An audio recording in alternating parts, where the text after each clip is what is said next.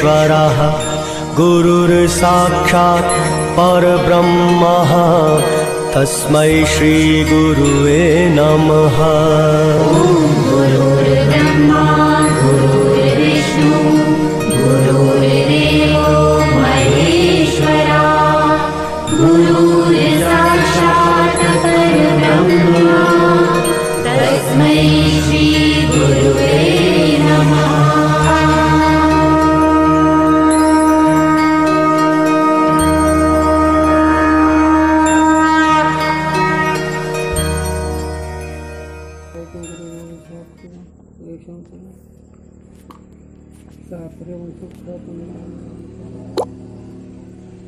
ज्ञान प्रताप भगवान वर ठेव ना, वर टाकतो आधी दी टाकतो. हां हे दोन चालू केले ना. या ना अलीकडे थोडं.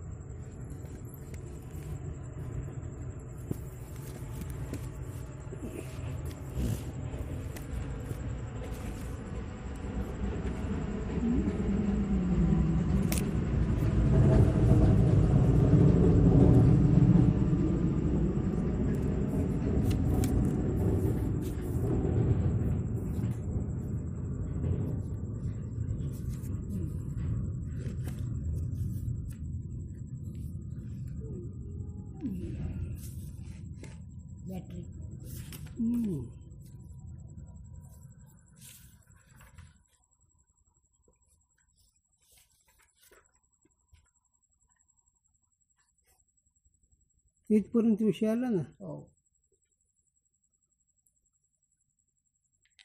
वेदामध्ये निष्काम कर्म नित्यनेमीचे कर्म नाही केलं तर पाप पण होत नाही असं ते म्हणणं, त्याचं म्हणणं बरोबर नाही. नित्यनेमीच कर्म केल्यावर शास्त्रामध्ये वेदामध्ये शंकराचार्याने युक्तीनं वेदामध्ये प्रमाणाने अधिक नित्यनेम कर्माचं फल स्वर्ग होतं सकाम असेल तर, निष्काम असेल तर अंतःकरण शुद्धी होते असं त्यांनी सांगितलं. म्हणून कर्माच्या अभावाने मोक्ष होतो हे म्हणणं तुझं बरोबर नाही असं पूर्वपक्षाचं खंडन केलं आहे. आता याच्यावर आता विचार काय आहे ते पाहायचं आहे.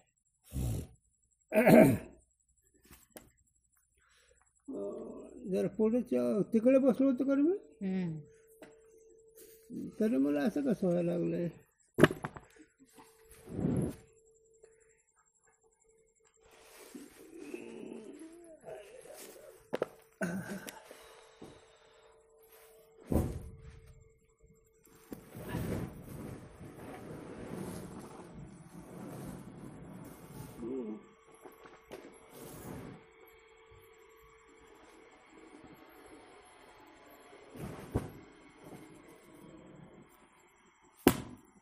काय कोंब आहे का?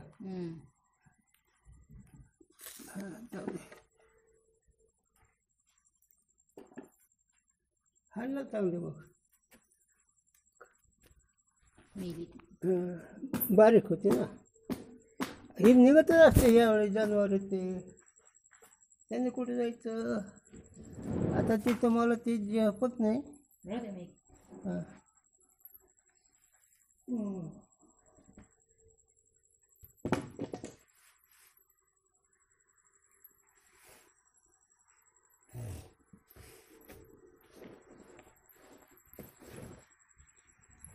हां तर मग कसं का दिसून आता.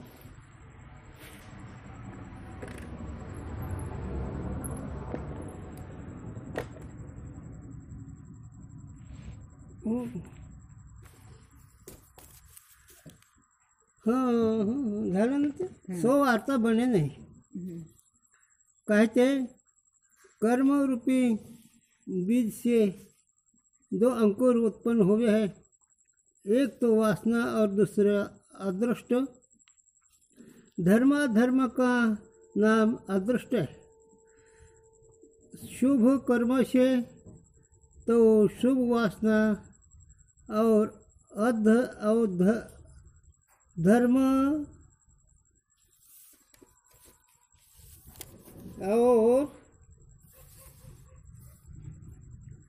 और धर्म रूप अंकुर हुए हैं. और अशुभ वासना से अशुभ वासना और अधर्म रूप अंकुर होवे।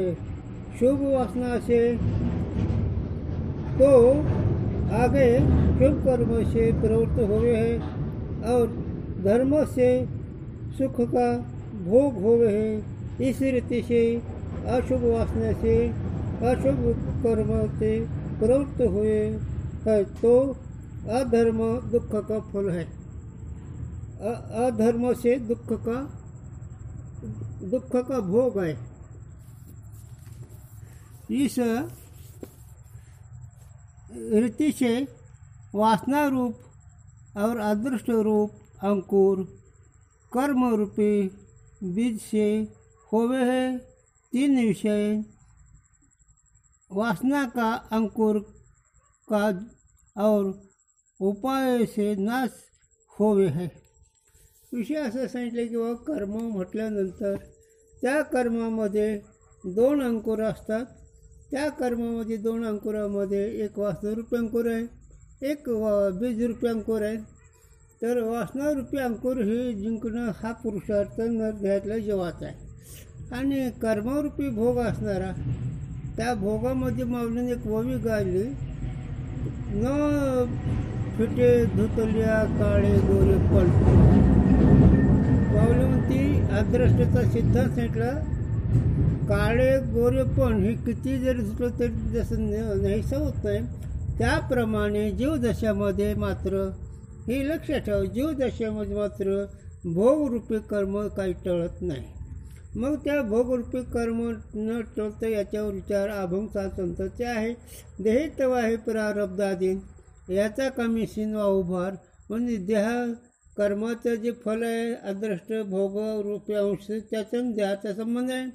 किंवा त्याच्यापेक्षा नातरा जबरदस्त सांगतात की अदृष्ट अधीन असे शरीर, अदृष्ट अधीन असे शरीर तेथ आली हरिहार अन्यथा न होय अणुमात्र, हे वेदशास्त्र संमत। नातराय म्हणतात अदृष्टाचे अधीन शरीर असल्यामुळे त्या अदृष्टाचा बदल हरिहार जरी आले तरी होऊ शकत नाही, असं त्यावेळीचा प्रसंग त्यांना सांगायचा। तरी पण एवढं अदृष्ट प्रबळ जरी असलं जीवदशामध्ये तरी पण वासनारूपी अंकुर मात्र तुम्हाला जिंकता येतो।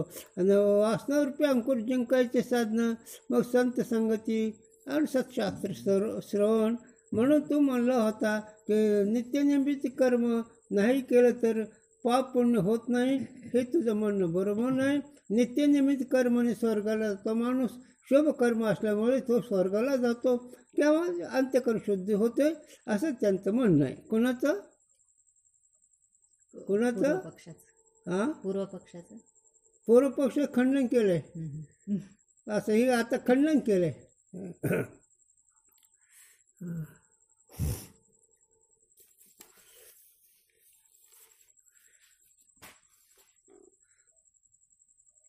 वासनारूप अंकुर का और उपाय से नाश होवे। आणखीन वासनारूपी जो अंकुर आहे त्याचा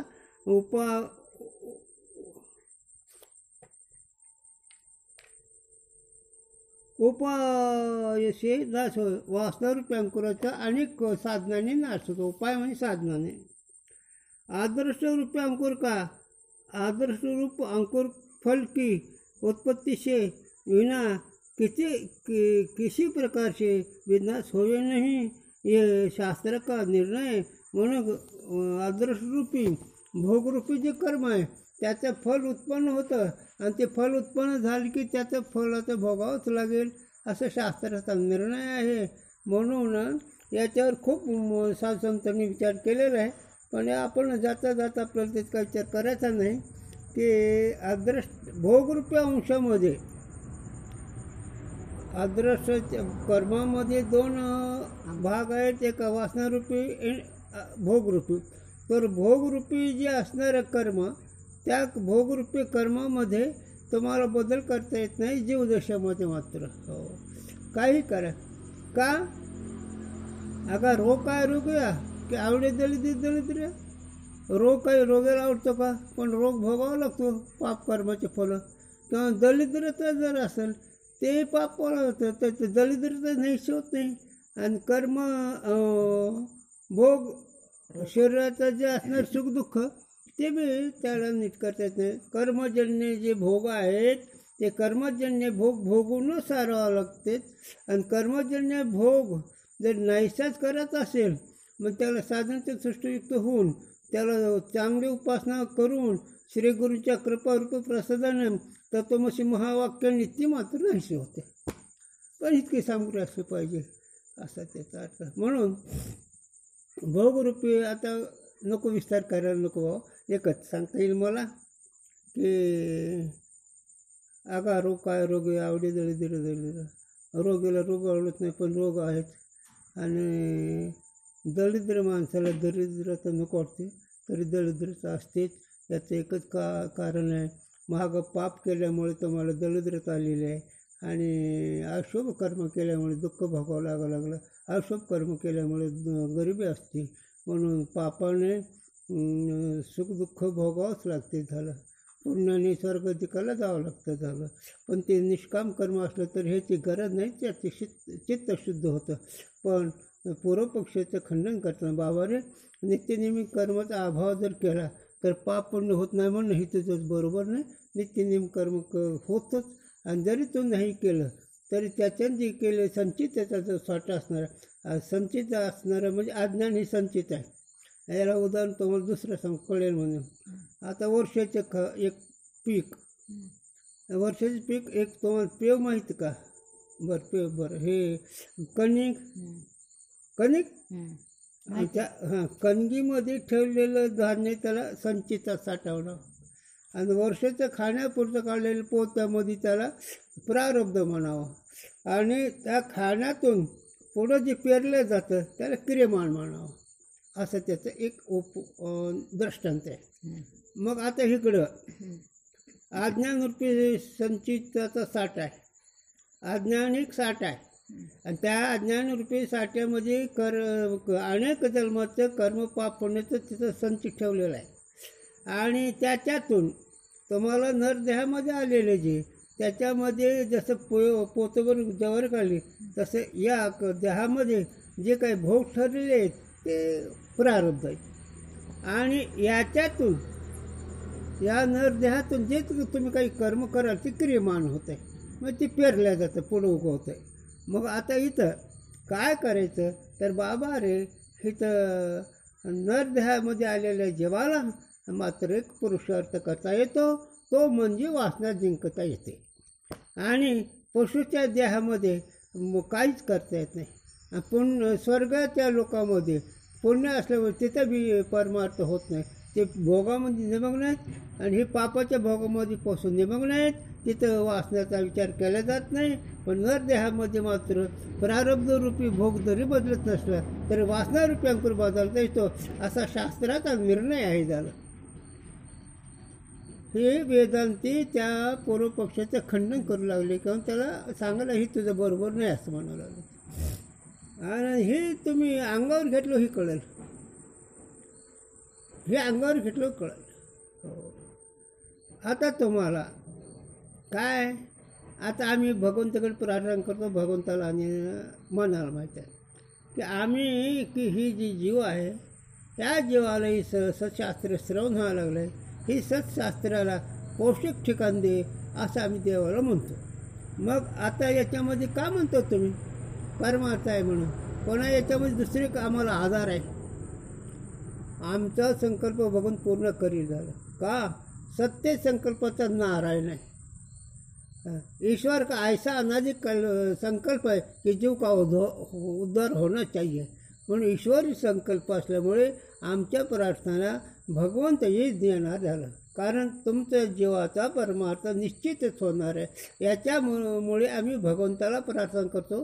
आम्ही साधूला प्रेमाने ह्याच्या विचारात आणतो. म्हणून या रीतीनं परमार्थदृष्ट्या आम्ही काही जरी केलं तर परमार्थदृष्ट्या खूपच चांगलं आहे. प्रपंचामध्ये मात्र कोणाला शरण जाणार नाही. आम्ही प्रपंचामध्ये आम्ही कोणाला भेट घालणार नाही.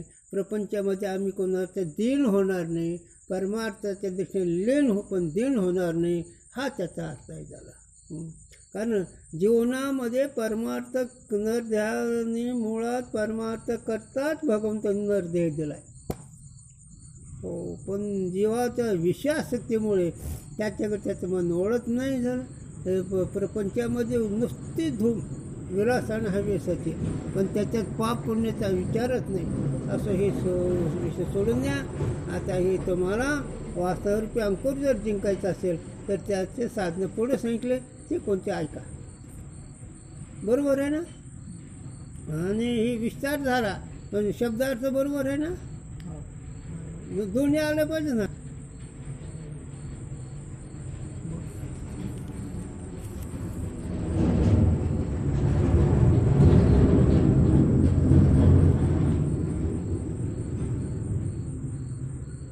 हे बी झालं. अशुभ कर्म से उत्पन्न होया जो अशुभ वासना रूप अंकुर है, ताका सत्संग आदि उपाय से नाश होय. आता शुभ वासनेचं संगतीन तर होईल, पण अशुभ वासना असलेले, अशुभ कर्म असलेले याचे मात्र निवृत्ती, अशुभ आदर्शाची निवृत्ती, अशुभ वासनेची निवृत्ती संताच्या संगतीने होते, सत्शास्त्र श्रवणाने होते. याला खूप उदाहरणं सांगते येथील पाठीमागचं. वाल्या महान पापी होता, पण नारदाच्या भेटीमुळे त्याचं ते कर्म बदलणं, विस्तार करायचं नाही मला, आणि संत संगतीने ते बदलतं. म्हणून प्रारब्धरूपी वासना असणारी, हलकी वासना असणारी, हे मात्र संत संग आणि सत्शास्त्र श्रवणानेच होते. याला दुसरा उपायच नाही झाला. एक सत्पुरुषाची संगती असल्यावर नीट वासना होती, चांगली वासना होते आणि आचार पण चांगला होतो. म्हणून अशुभ असणारे हलके व्यवहार. आता उगत निघाला म्हणून विषय सांगतो. मला गुरूंची आठवण होती हे म्हणणं सुद्धा चुकीचंच आहे, पण गुरुजींनी खूप आम्हाला सांगा. जर मला माझ्या पुण्याने समजा एक व्यवहार सांगण्याकरता गुरूंची भेट जर झाली नसती, मला शेण काढूनही पोट भरता नसतं आलं. कारण जीवाला कळतच नाही ना. शेण काढून पोट भरता न आलं म्हणजे व्यवहार काहीच कळत नसतं. नुसतं कुत्र्यासारखं वन फिरावं लागलं असतं. पण त्या साधूंच्या कृपेने आज तुम्ही समजतात काय व्यवहार आहे. तरी गुरूंच्या बोधावर अखंड राहत नाहीत आम्ही.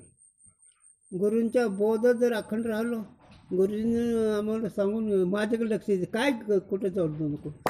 गुरूंच्या बोधात जर राहिलो आम्ही तर भगवंत अगदी अगदी अगदी भगवंत न सांगता सगळं काम करील. पण आम्ही भगवंताच्या गुरूंच्या बोधामध्ये राहतो. फिर फिर मान फिर रे भाऊ फिर. हो काटे गुरुच्या बोधात कधी कधी राहतो. अखंड बोधात राहिल्यावर आम्हाला ते परोक्ष रूपाने सांगता येईल, अपरोक्षामध्ये सांगता येत नाही. त्याला एक सांगतो मला, तुम्ही गुळाची गोडी जिभेवर ठेवलं, गुळाची गोडी कशी आहे म्हणून सांगते. कशी आहे? गोड आहे एवढं सांगते, पण कशी आहे? तसं स्वरूप आनंदामध्ये राहिलं तो आनंद वर्णन करता येत नाही. तो अनुभवाच्या जोगे शब्दा योग्य नाही, ते अनुभवाचाच विषय आहे. पण हे मी का सांगितलं, जर अशुभ वासना असणारे ते संतांच्या संगतीने नाहीसे होते, हे त्याचं उत्तर आहे. हो, आता किती लोक अशुभ वासनेकडे होते, ते गुरूंच्या शक्तीमुळे आमच्याजवळ आलेले ते नीट झाले झालं. हो, नाहीतर आता नाही वेळ घेत तुमचा.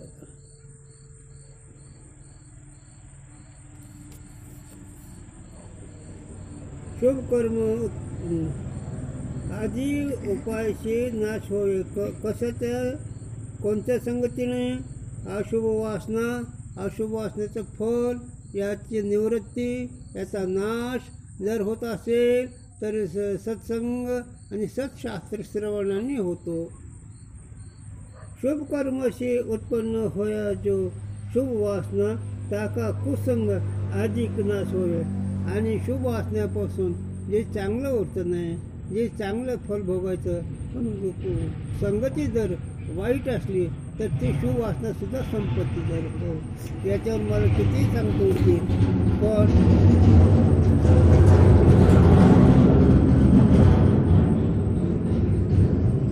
माणूस चांगला वागतो, माणसाची वासना चांगली आहे, पण संगत जर कुसंगती लोकांची तर मग मात्र माणसाची वासना बदलते.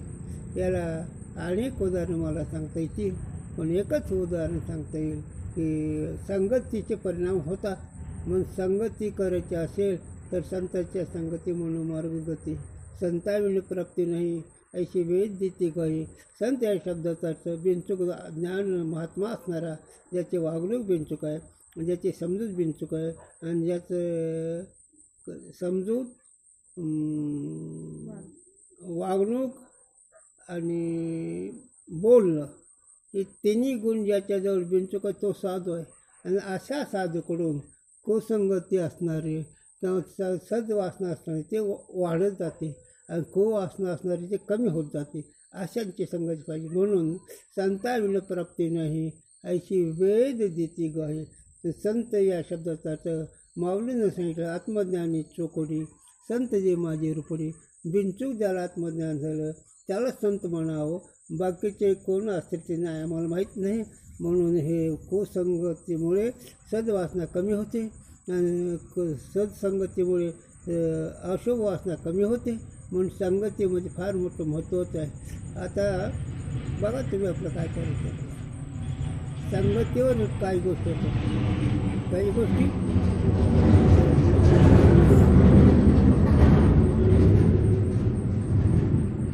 मी का थांबतो याच्याकरता बरं का.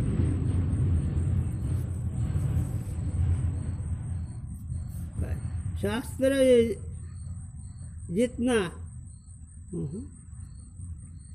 शुभ कर्म से उत्पन्न जो हो शुभ वासना टाका कुसंग अधिक के नाश होय. शुभ वासनापासून शुभ कर्माचं फल झालेलं शुभ वासना त्याचे चांगले फलं असे जरी असले तरी पण संगतीमुळे वाईट होतं. कुसंगती असली म्हणजे त्याचे शुभ वासना बदलते. त्याला एक उदाहरण सांगितलं जाईल. गुरूंची माझी आठवण होती. गुरूंनी सांगावा हिरा एक वस्तू आहे. हिरा जर त्याला किती ठोके गाठले लोखंडाच्या घणाने तरी फुटत नाही. आयरनवर ठेवा हिरा आणि त्याचं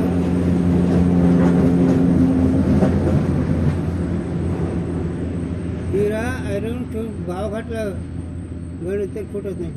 पण तुकोबारामध्ये संगतीचे काय परिणाम होतात. ढेकणाच्या संग हिरा तो भंगला, साधू जाऊन नाडला कुसंग.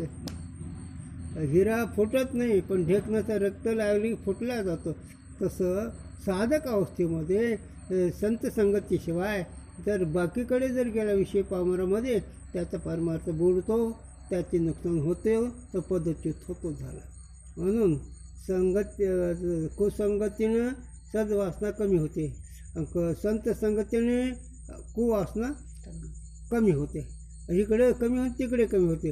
मग संगत कुणाची करायचं सांगितलं तुला एकदा.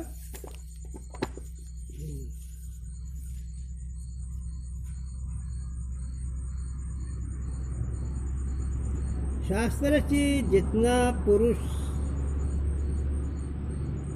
पुरुषार्थ शास्त्र में जितना पुरुषार्थ है याते प्रवृत्ति भी हेतू और वासना त्याका विनाश होय. म्हणून शास्त्रामध्ये जो पुरुषार्थ सांगितला त्या पुरुषार्थ करता त्या शास्त्रामध्ये प्रवृत्ती व्हावं ही त्याचा हेतू आहे, त्याचं कारण. म्हणून सत्पुरुष सत्शास्त्राची संगती करावी ही त्याचं कारण आहे. आपला उद्धार करून घ्यायचा असेल, आपलं आयुष्य सुखाचं बनायचं असेल तर एकच संगती घ्या. कोणाची? संतांची संगती करा. काय ऐका? सत्शास्त्र ऐका. हो, आता मला बोलायचं नाही जास्त. वायाव्यर्थ कथा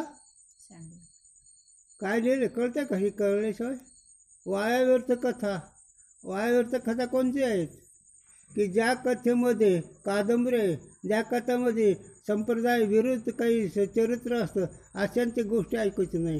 हे नास्तिक लोकांचं शास्त्र ऐकायचं नाही, मग ते वाया कथा.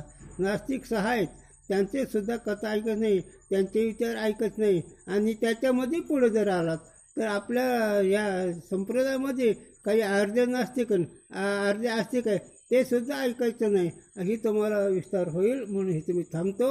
आणि एकच करा तुम्ही की सत्शास्त्र ज्ञानोबाराची ज्ञानेश्वरी, नाथांचं भागवत, तुकोबारांची गाथा, विचारसागर, प्रभाकर, पंचदशी, अद्वैत सिद्धांत, अमृतानुभव असेच ग्रंथ वाचावेत. म्हणजे काय होतं, त्याला नजर येते.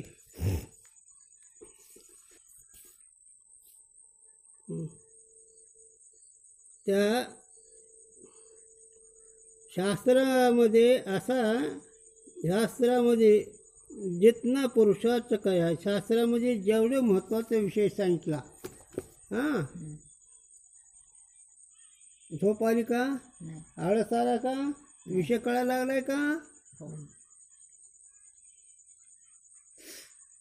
भिडान कळायला लागलं का विचाराने,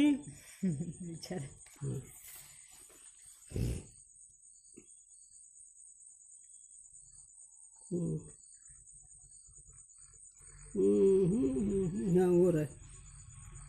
म्हणून शास्त्रात एक वासना अशी, शास्त्राशिवाय वासना निवृत्त होत नाही, ते सत्शास्त्र. म्हणून गीता भागवत करते श्रवण, अखंड चिंतन विठोबाचे. गीता भागवत, गीता म्हणजे ज्ञानेश्वरी, गीतेचं भाषांतर, मग ते शंकराचार्य असो की माऊली असो. आणि भागवत म्हणजे नाथांचं भागवत. गीता भागवत करते श्रवण, अखंड चिंतन विठोबाचे. हे कोण आहेत, हे मोक्ष आहेत, हे साधक आहेत आणि पवित्र आहेत. आणि असेच तुकोबारा काय म्हणतात, तुका म्हणे मग घडू त्यांची सेवा, तरी माझ्या दैवा पार नाही. असे जे कोणी गीता भागवत श्रवण करणारे, अखंड चिंतन विठोबाचे करणारे, अशांची सेवा मला तुकोबारा म्हणता घडू दे. अशा लोकांच्या सेवेत माझ्या भाग्याला पारावार नाही, असं तुकोबाराय घेतात आपल्या कथासह की बाबा रे हेच करावं. गीता ऐकावी, म्हणजे ज्ञानेश्वरी ऐकावी, नाथांचं भागवत वाचावं, तुकोबाराची गाथा वाचावी, विचारसागर वाचावा, प्रभाकर वाचावा, हे सगळे ग्रंथ ऐकावे. आणि महात्मा एखादा मिळावा, मग आयुष्य मात्र त्याच्या विचाराच्या बाजूला घालू.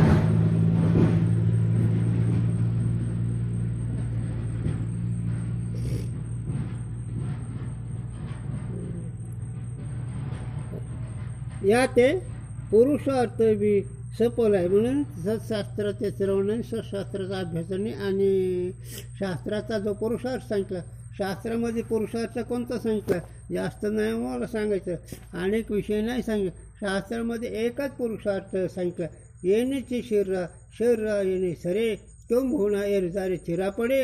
हा पुरुषार्थ शास्त्रात सांगितला आहे. ही बाजू माऊलीची आहे. आणि तुकोबार आहे माऊलीसुद्धा ते सांगतात. नाथ माऊली म्हणतात, करा रे बापानं साधन हरीचे, जणी करणेचे करू नका, जेणे नाही जन्म येमाची आत्मा, आयशी साधना करा काही. हे पुरुषार्थ सांगायला कोण नाथ महाराज तुकोबार आहे सांगतं. अरे उठा जागे व्हा रे, आता स्मरण आता किती देऊ प्रमाण, वेळ जाईल त्याच्यात,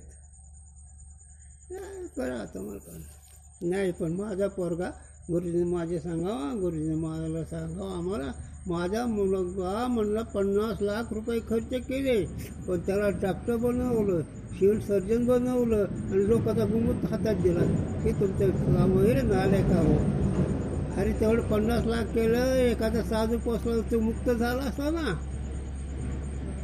पण 50 लाख खर्चायचे, डॉक्टर करायचा आणि सगळं गोमूत्राचं तपासणं करायचं. हे तुझ्या डॉक्टरचं खोलायचं झालं. तसं नाही, आमच्याकडे जमायचंच नाही.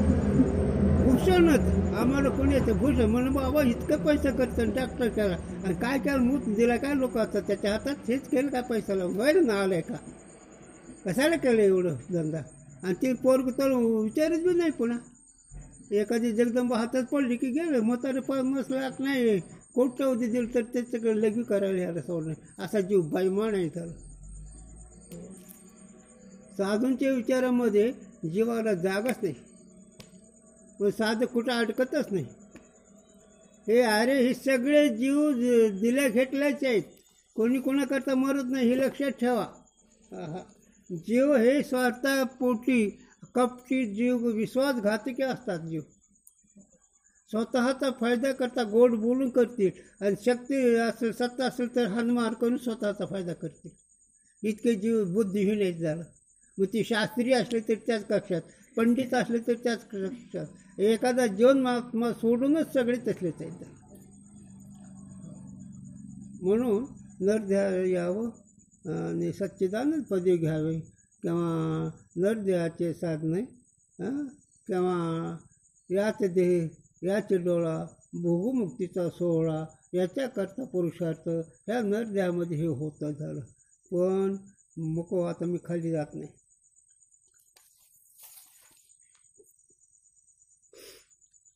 साधे संस्कार का रे? माझ्याकडं ते नाराज कशामुळे तुला नरकात घालण्याकरता आहे का नाही त्याचे प्रश्न? पण बरं दादा विचारसागर सांगत तिला, तिचं कल्याण करेल, होतं होईल उद्याचा प्रश्न आहे का त्याच्या अक्कल त्याला? विषय असं काय झालं, पण ही बोले सोय आहे का? बरं झालं, जाऊ द्या, काय एवढ्या प्रपंचामध्ये कुत्रीला लेकरं असतात. नाही झालं म्हणजे संसार करेल जीव सगळे तिकडेच होणार. पण झालं, बरं झालं, चिंतन कळावं लागलं, त्याला विचारसागर कळावं लागला आहे, आनंदाची गोष्ट. दादा त्याला चांगलं बिनचूक कळून द्यावर का, असं एकांना आरेक म्हणत नाही. परमार्थ करणाऱ्याची तीच बोंब आहे, कारण त्यांनी शेण खाऊन आलेले असतात ना. तसं नाही इथं झालं. पण आम्हाला ओळखून सोडून द्यायचं, असं बोलायचं नसतं झालं. नाविला हे सगळे, नाही तर सगळे नाराज आहे. असं ती मला काय करायचं.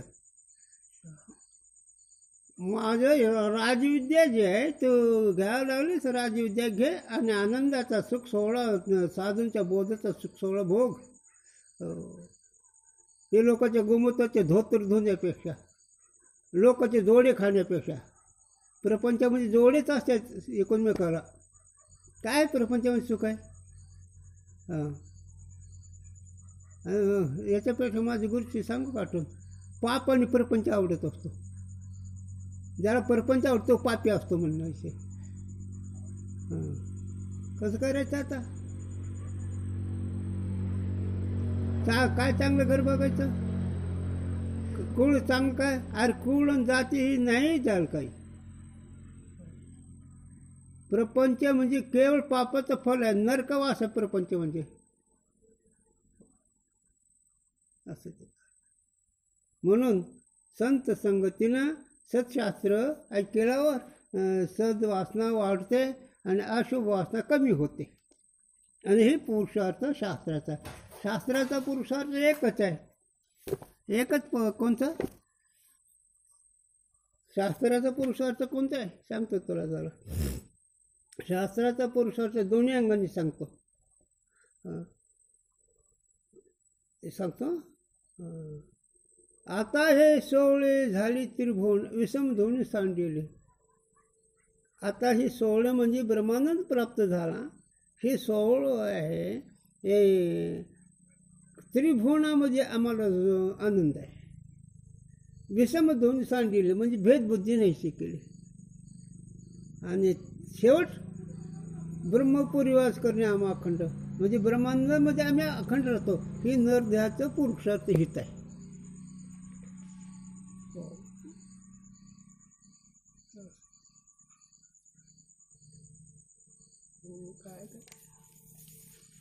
मग शास्त्रात पुरुषार्थ हे आहे बरं का, किंवा शास्त्राचा हेतू हे आहे.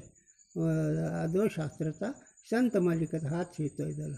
एखादा खास संत कधी म्हणू शकत नाही तो प्रपंच करताना दे सोडून द्याला. पण तसं नाही, वाटोळावं लागलं, आयुष्य चालले प्रपंचाचं.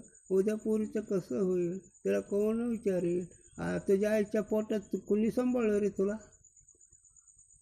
तुझी आई लहान होती त्यावेळेस तू कुठं होता रे? असं आहे.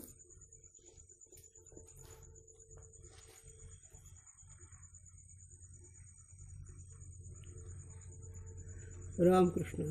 पुरुष कुठे गेले? शास्त्र में जितना पुरुषार्थ कहा है याते प्रवृत्ति का हेतु और वासना का त्याग का हे नाश होय म्हणून शास्त्रामध्ये जे काही पुरुषार्थ सांगितलं, शास्त्रामध्ये पुरुषार्थ परमार्थामध्ये विवेक असावा, वैराग्य असावा, असे जे काही त्याचे साधनं सांगितले, त्या साधनाची शक्ती त्याला पुरुषार्थ म्हणतात. मग ते जसं जसं साधन असेल, निध्यास, विचार, त्याग, तत्वपदार्थ शोधन, संकल्प निरुकल्प समाधी, ध्यानधारणा, मी साक्ष आहे, मी द्रष्टा आहे, मी देहाहून वेगळा आहे, हा पुरुषार्थ आहे. आणि हे बिनचूक झालं म्हणजे पुरुषार्थ. पुरुषार्थ म्हणजे त्याचं वैभव, त्यांनी मिळवलेली शक्ती, ही शक्ती पुरुषार्थ शास्त्र सांगितलं. आणि हे जर केलं तर तुम्हाला अखंड अक्षय सुख मिळेल. कसं मिळेल? अखंड अक्षय सुख मिळेल. नाहीतर काय नाही. मग काय नको. आळस आला का? नाही. विषय चालतो ना बरोबर. शब्दार्थ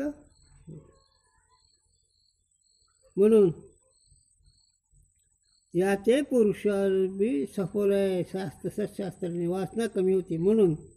सो और भोग का हेतु जो अदृष्ट ताका नाश होई नाही. मात्र कनिष्ठ अधिकाऱ्याच्या दृष्टीनं भोगामध्ये जे असणारं कमी जास्त होत नाही. भोग या शब्दाचा अर्थ व्यवहारामध्ये जे सुखदुःख असतं ते भोग मात्र नाहीशी होत नाही. वासना नाहीशी झाली तरी त्या भोगाचे परिणाम होत नाही. वासना नाहीशी चिंतनाने झाली पण भोगाचे परिणाम होत नाही. भोग होतो पण भोगाचे परिणाम होत नाही. कारण देहाचा न भोगाचा संबंध ठेवला आहे. हे देहाने वेगळा ठरला. मग देहाने वेगळा जो विचाराने ठरला त्याला देह नाही. देह नाही तर त्याचा भोग कुठला आला? पण शरीराचा भोग म्हणून तर काही प्रसंग प्राप्त भूमी.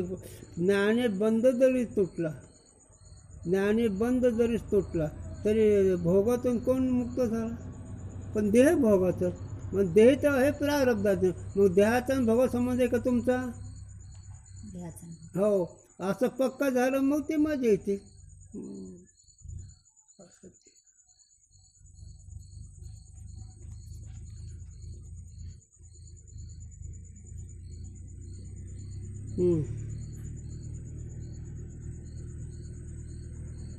फल आहे. अदृष्ट ताका नाश होय नाही हे सांगितलं ना. याचे म्हणून फल, याचे फल देय विना कर्म के निवृत्ती होय नाही. म्हणून जीवदशेमध्ये अर्धवट साधकामध्ये ते जे कर्माची निवृत्ती होत नाही त्याचं फल भोगल्याशिवाय, भोग भोगल्याशिवाय त्या कर्माची निवृत्ती होत नाही. असं व्यावहारिकदृष्ट्या जीवदशे करून चाललेला विषय. म्हणून कर्माचं फल भोगावं लागतं आणि भोगवून संपावं लागतं. यह वार्ता जो शास्त्र में कही है ताचे भी विरोध नाही. म्हणून शास्त्रामध्ये ही जी सांगितली की बाबा परारब्ध भोग भोगून संपावं लागतं हे म्हणणं बरोबर. हे शास्त्राचे विरोधसुद्धा नाही. इस रीति से आज्ञानी को आलंच का ते कोणाला? हां. आज्ञानी कोण? देहमान. हां. स्वस्वरूपाची ओळख नसणार. हां. स्वस्वरूपाची ओळख नसणार. हां. देहाला मी मानणार. हो. स्वस्वरूपाची ओळख आणि देहबुद्धी ही अज्ञानी. आणि देहबुद्धीच्या जीवाला अज्ञानी लोकाला भोग भोगावंच लागतो. आणि अज्ञानी लोक कोण कोण असतील सांगत नाही. एक अभंग उद्या दाखवून देतो माऊलीचा, त्याच्यावर तुम्ही लक्ष द्या. एकच शब्द सांगितलं, स्वचार ओळख ते अज्ञानी आणि स्वैराचार ते भ्रष्ट. म्हणून दोन चुका आहेत. एक स्वचार ओळख पहिली आणि दुसरी स्वैराचार. स्वैराचार म्हणजे करू नये तो केला आहे वापर. आणि व्हायला बाहेर कुटुंबाचे.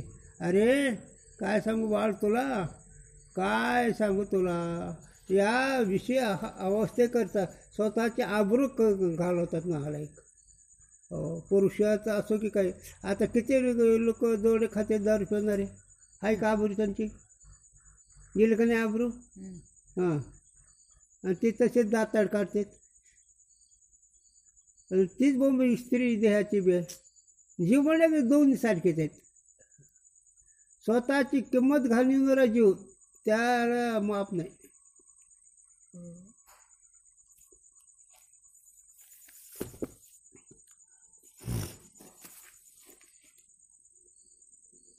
ईश्वरीचे आज्ञानी को फल भोग विना कर्म की निवृत्ती होईना. म्हणून अज्ञानी जीवाला फल भोगल्याशिवाय त्याची निवृत्ती होत नाही असं म्हणतं शास्त्रकार. ज्ञानी को तो भोग से विना भी कर्म की निवृत्ती बने. आणि ज्ञानी पुरुषाला भोगावातूनही कर्माची निवृत्ती होते, कारण देहाचा याचा संबंधच नाही. ज्ञानी पुरुषाला कर्माचा देहाचा संबंध नसल्यामुळे त्याला भोगच नाही, एक स्वरूपात मस्तीत आहे त्याला. काय सांगू तुला. म्हणून ज्ञान मिळवा. ज्ञान म्हणजे मी साक्षी आहे, मी द्रष्टा आहे, मी सच्चिदानंद रूप आहे, मी इंद्रियाला जाणतो, मी मनाला जाणतो, ही देहादिक इंद्रिय पंचमहाभूताचे आहेत, त्याचा माझा काही संबंध नाही, अशी वृत्ती जागृत ठेवणं याचं नाव ज्ञान आहे. ही ज्ञान खरे साधने करते. म्हणून माऊली म्हणते आहे मी हा कोण करावा विचार. तर तो आत्मारूप आहेस, तो साक्षी आहेस, तो द्रष्टा आहे, तो सगळ्या इंद्रियाला जाणतो, मनाच्या संकल्पाला जाणतो. जाणणारा असतो तो त्या वस्तूवरून वेगळा असतो.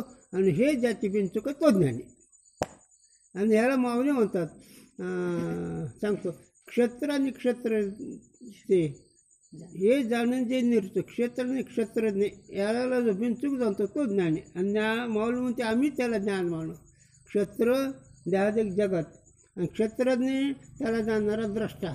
आणि द्रष्टा मी बिनचूक आहे, मी तिन्ही अवस्थेला जाणतो, मी इंद्रियाला जाणतो, मी संकल्पाला जाणतो, मी सगळं वेगळं आहे, मी ज्ञानस्वरूप आहे, मी स्वयंप्रकाश आहे, माझ्या ज्ञानाला कोणाची गरज नाही. म्हणून ज्ञान हे अनादि अनंत आहे. हे काल परवा विषय झालेला आहे. मग ते ज्ञान कळायचं का मिळवायचं?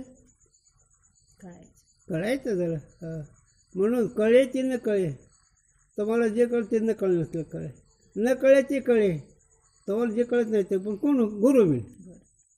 जे कळत नाही ते कळून देतात गुरु. पण ते खास गुरु असत. जगे नको, फसवू नको, विश्वासघातकी नको, त्याच्याकडे येईल तो उद्या परवा. म्हणून बाबा रे नरदेहामध्ये हे शिकावं, कळून घ्यावं आणि मग सुखाने मजा करायचं. पण काय नाही, विषय आसक्त जीव आहेत आणि त्याला सांगणारे तसेच असते. त्याला ज्ञानी को भी भोग विना भी कर्म की निवृत्ती होय. अरे कर्माचं त्याचं कर्माचं करतच नाही तर अंतःकरण विशेषण असलं तर कर्माचं करतो. अंतःकरण उपाधी असले तर, अंतःकरण दृश्य असलं तर मग ज्ञानाने अंतःकरण दृश्य आहे का नाही. आता तुमचं मन तुम्हाला कळतं का नाही. मग तुमचं मन आहे का मन नुसतं तुम्ही ओळखता मन तुमचं नाही ना. मग तुमचं मन नसल्यामुळे मनाचे जे काही काम करतो, जे काही मनाचे जे काही विषय असतात ते लक्ष नाही. मनात जे रजगुण आहेत त्याचा तुमचा काही संबंध नाही. मग ते कर्म करत नाही. कर्म करत असल्यामुळे त्या कर्माचा भोग बी नाही कोणाला, ज्ञानी महात्म्याला.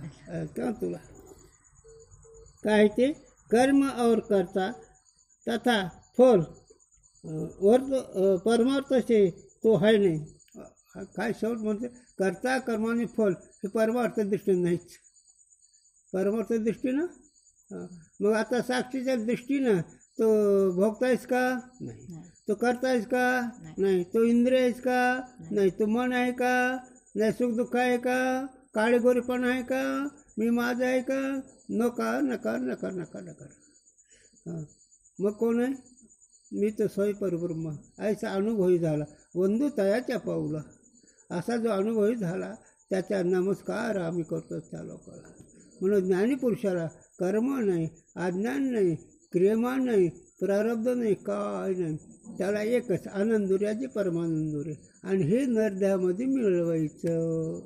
याच्याकरता नरदेह भगवंताने दिला. मग तो स्त्रीचा नाही ना, पुरुषाच नाही, नरदेह दिला झाला.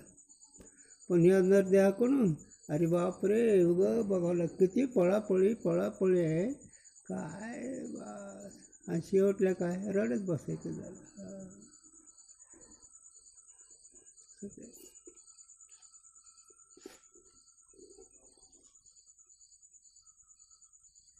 ज्ञानीपुरुषाला का नाही हे, तर ज्ञानीपुरुषा का नाही सांगतात. नाश होय का, जैसे स्वप्नविषयी निद्रा से जो पदार्थ प्रतीत हुए हैं तिनका जागृत से निद्रा की निवृत्ति से अभाव हुए हैं, तैसे आयुध्या रूप निद्रा से प्रतीति जो होवे कर्म कर्ता फल तिनका भी ज्ञान दशा रूप जागृत विषय अविद्या की निवृत्ति से अभाव हुए हैं और ज्ञान बिना अभाव होवे नाही. तसं स्वप्नामधून माणूस जागा झाल्यानंतर त्याला स्वप्नाचा काही संबंध नाही. त्याप्रमाणे अविद्यारूपी तुम्ही झोपी गेलेले आहात आणि अविद्यारूपी झोपेतून तुम्ही जागा झाल्यानंतर तुम्हाला काय नाही तो एकच. म्हणून त्या ज्ञानीपुरुषाला अज्ञान नाही, कर्म नाही, प्रारब्ध नाही, तो सुखामध्ये आहे. आजचा विषय असा आहे. कुंडली करूया. विठ्ठल विठ्ठल. हां, संपला विषय. हां, एवढं राहिलं नाही पान. हां, एवढं राहील. आता आपण दोघांनी म्हणून एवढं बोललो. तुझी म्हातारी असते मला जपून जावं लागतं. ते म्हणेल फितवावं लागलं माझ्या लेकीला. असं कुठला बाप असतो काय? प्रपंच करून नको म्हणणारा. लोकांचे बाप किती हसन करायला लागले.